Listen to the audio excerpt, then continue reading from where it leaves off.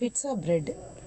ஆக்சுவலாக குழந்தைங்க வந்து பிட்ஸானா ரொம்ப விரும்பி சாப்பிடும். என்னோடய பேரன் திடீர்னு பிட்ஸா பண்ணி கொடு பாட்டின்னா அப்போ யோசித்தேன், ப்ரெட்டு அந்த பிட்ஸா பேஸு அதெல்லாம் ஒரே மாவு தான், ஆல்ரெடி ஃபெர்மெண்டட் தான் அந்த ப்ரெட்டு.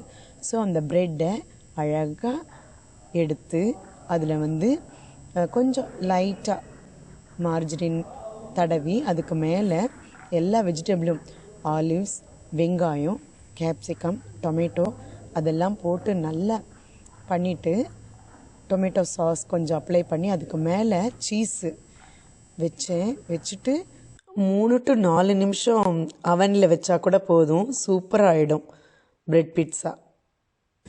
ஸோ இந்தாடா கண்ணா பிட்ஸான்னு கொடுத்தேன். அவ்வளோ ஹாப்பியாக சாப்பிட்டான்.